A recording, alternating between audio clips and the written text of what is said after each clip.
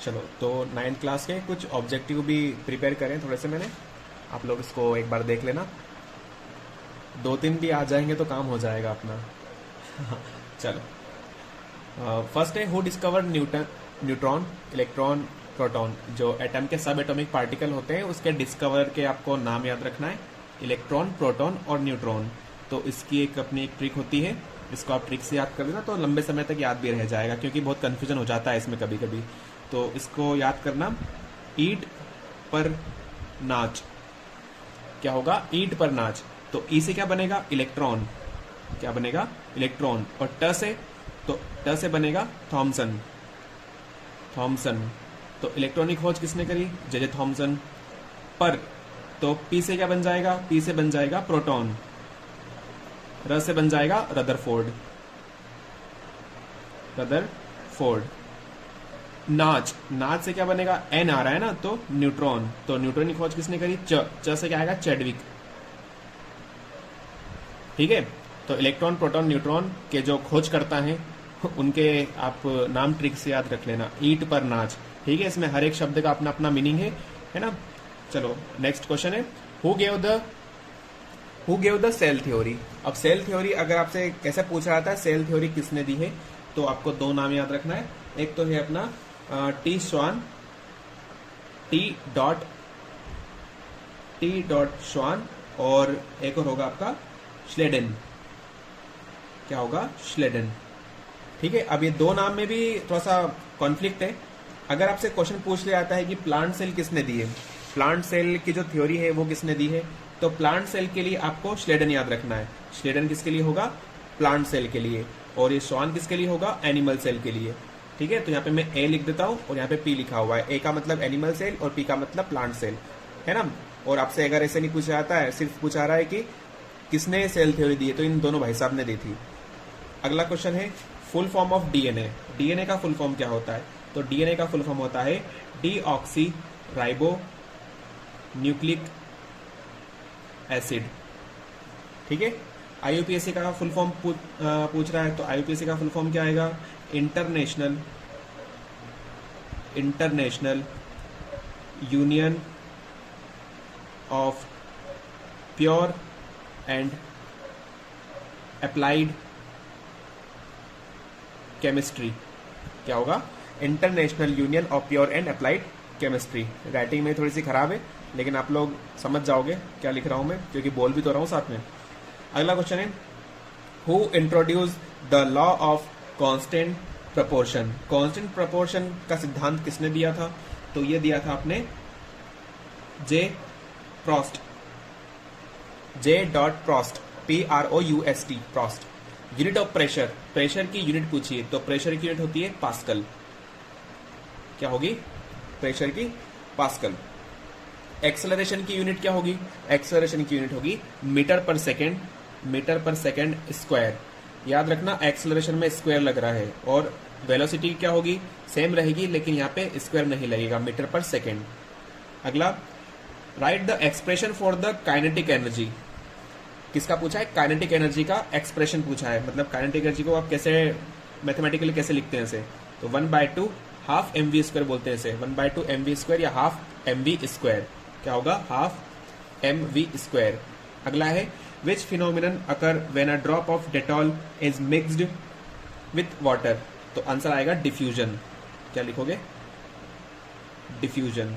The ability of an object to do work, the ability of an object to do work is called. क्या बोलते हैं इसे? ये होगा आपका फोर्स। नहीं, एक मिनट, इसको स्किप करना, देखते हैं इसको। ऐसा यूनिट ऑफ एनर्जी, एनर्जी की ऐसा यूनिट पूछिए, क्या होगा? Joule. Atom have same element having different mass number. Atom have same element having different mass number. अगर मास नंबर अलग अलग होते हैं, एक ही तत्व के अलग अलग मास नंबर, तो उसे बोला जाता है आइसोटॉप्स। ठीक है। क्या बोलते हैं? आइसोटॉप। मास नंबर अलग है तो। और इलेक्ट्रॉनिक नंबर अलग अलग है तो क्या होता है? आइसो बार। क्या होगा? आइसो बार। हिंदी में बोलते हैं समस्थानिक और समभारिक। Basic unit of all living being, basic unit of all living being, इसे बोला जाता है cell. The unit of force, force की यूनिट क्या होगी, newton. Electronic configuration of carbon, तो आपको पता है कार्बन, कार्बन का एटॉमिक नंबर क्या होता है, C6। इसको कैसे लिखेंगे, 1s2 2s2 p2। तो ये पहले ऑर्बिट में, दूसरे ऑर्बिट में आ रहे हैं 4, ये ऊपर वाले गिनना है बस आपको, 2 और 2 और यहाँ से 2। तो ये तो नहीं लिखना है अपने को, बस इसकी जो स्क्वायर लगाई ना अपने साथ में कंबाइन करके लिखना है। तो ये पहले वाले में 2 आ रहे हैं, दूसरे वाले में 4 आ रहे हैं। तो कार्बन का इलेक्ट्रॉनिक कॉन्फ़िगरेशन क्या हो जाएगा, 2,4। अगले देख लो, अगला क्या है, what is the melting point of ice.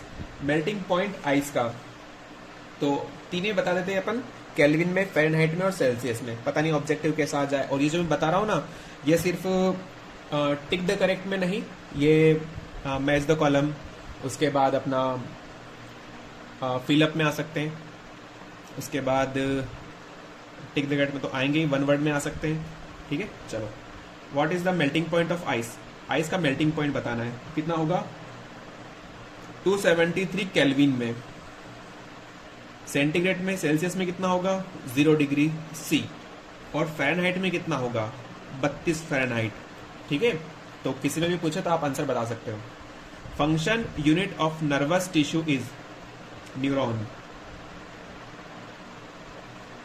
Neurons. Suicidal bag किसे बोलते हैं, आत्महत्या की थैली, लाइजोसोम, लाइजोसोम। ठीक है, ये डिस्कवरर ऑफ सेल, ये डिस्कवरर ऑफ सेल। और ये जो अपना किसने, वो पहला वाला क्वेश्चन क्या था, डिस्कवरर ऑफ सेल। और यहाँ पे जो क्वेश्चन था, who gave the cell theory. तो इसमें आप लोग कंफ्यूज मत होना, वो वाला सेल क्या था, अरे कहाँ गया रे, बार बार चले जाता है। ये क्या था, सेल,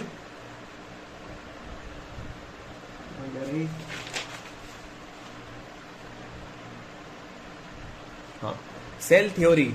और ये क्या है, सबसे पहले सेल की खोज किसने करी है, तो इसमें लिखना है आपको Robert Hooke. Tissue for movement, function of xylem tissue. Xylem tissue का क्या काम होता है, तो जाइलम टिश्यू का काम होता है, ये जाइलम टिश्यू का काम होता है वाटर का ट्रांसपोर्टेशन, है ना, वाटर ट्रांसपोर्टेशन, वाटर का ट्रांसपोर्टेशन। फिर ये फ्लोएम टिश्यू का काम क्या होता है, ये पानी पहुंचाता है जाइलम, तो भैया ये खाना पहुंचाता है। फूड का ट्रांसपोर्टेशन करता है, ये ट्रांसपोर्टेशन ऑफ फूड। ठीक है, ट्रांसपोर्टेशन। ठीक है, अगला क्वेश्चन है ब्रोमीन।